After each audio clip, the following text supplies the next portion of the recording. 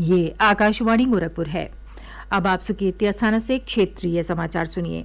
मुख्यमंत्री योगी आदित्यनाथ ने कहा है कि उत्तर प्रदेश की कानून व्यवस्था आज देश के सामने नजीर बन रही है। उन्होंने कहा कि बेहतर कानून व्यवस्था से प्रदेश में निवेश और रोजगार की संभावनाएं बढ़ी हैं। श्री योगी आज जौनपुर में 258 करोड़ रुपए लागत की 116 विकास परियोजनाओं का लोकार्पण और शिलान्यास करने के बाद जनसभा को संबोधित कर रहे थे।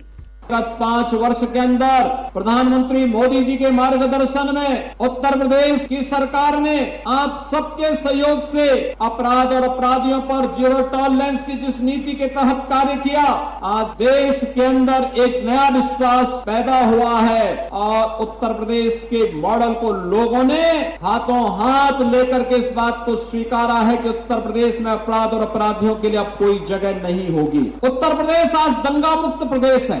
राष्ट्रीय अपराध ब्यूरो के जब आंकड़े सामने आते हैं तो आंकड़े इस बात को चौंकाने वाले होते हैं। इन आंकड़ों के माध्यम से उत्तर प्रदेश की कानून व्यवस्था देश के अंदर एक नजीर बन रही है। बेहतर कानून व्यवस्था की स्थिति प्रदेश के अंदर रोजगार और निवेश की व्यापक संभावनाओं को आगे बढ़ा रही है। और अगर नौजवान को घर में ही रोजगार मिल जाएगा तो वह फिर दूसरी जगह क्यों जाएगा? उसकी प्रतिभा और उसकी ऊर्जा का लाभ उत्तर प्रदेश को मिल ही जाएगा और उत्तर प्रदेश के अंदर आज वे सभी संभावनाएं तेजी के साथ आगे बढ़ी हैं।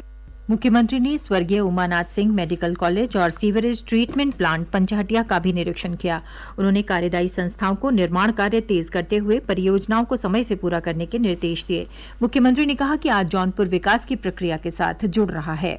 आज प्रातः काल ही मैंने जौनपुर में आकर के यहाँ पर स्वर्गीय उमानाथ सिंह मेडिकल कॉलेज का निरीक्षण किया है। जौनपुर में नवनिर्मित एसटीपी के भी कार्य प्रणाली को नजदीक से देखा है और विकास की प्रक्रिया के साथ तेजी के साथ आगे जुड़ने और साथ ही साथ प्रधानमंत्री जी के आत्मनिर्भर भारत के लक्ष्य को प्राप्त करने की दिशा में किए जाने वाले प्रयास को इस मंच के पीछे लगी हुई प्रदर्शनी के माध्यम से मुझे देखने का अवसर प्राप्त हुआ है। मैं विश्वास के साथ कह सकता हूं कि जौनपुर अब नए भारत के नए उत्तर प्रदेश का विकास की प्रक्रिया के साथ तेजी से आगे बढ़ता एक जनपद है और बहुत शीघ्र जौनपुर में वे सभी प्रकार की सुविधाएं जौनपुर वासियों को प्राप्त होंगी जिसको लेकर के दशकों से यहाँ के लोगों को इंतजार था।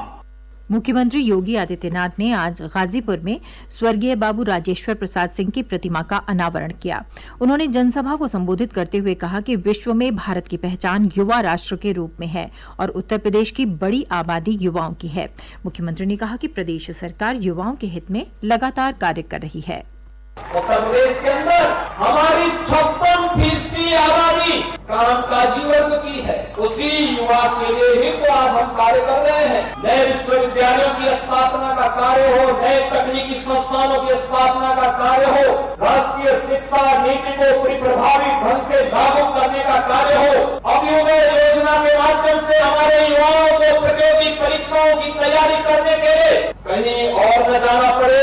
अभ्युदय कोचिंग इस दिशा में निर्णायक भूमिका का निर्वहन कर रही है। और यही नहीं, स्वामी विवेकानंद तकनीकी सक्षम योजना के माध्यम से भी हम लोगों ने प्रदेश में वर्तमान में 15 लाख नौजवानों को टैबलेट और स्मार्टफोन उपलब्ध करवाए हैं और अगले 5 वर्ष के अंदर 2 करोड़ नौजवानों को हम टैबलेट और स्मार्टफोन दे करके तकनीकी दृष्टि से सक्षम बनाने के बड़े कार्यक्रम के साथ जोड़ना चाहते हैं।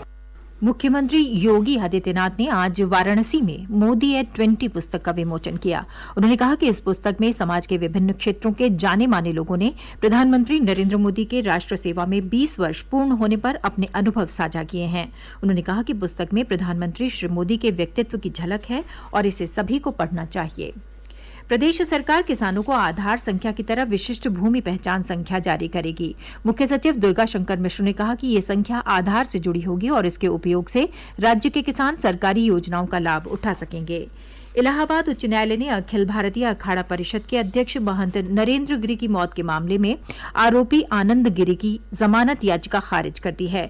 नरेंद्र गिरि अपने गुरु को आत्महत्या के लिए उकसाने के आरोप में पिछले वर्ष सितंबर से जेल में बंद हैं। क्षेत्रीय समाचारों का ये बुलेटिन समाप्त हुआ। नमस्कार।